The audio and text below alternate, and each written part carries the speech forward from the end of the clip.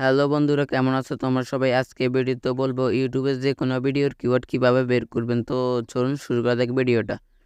সবার প্রথম আপনি যে ভিডিওর কিওয়ার্ড বের করবেন সেই ভিডিওর লিঙ্ক কপি করে রাখবেন।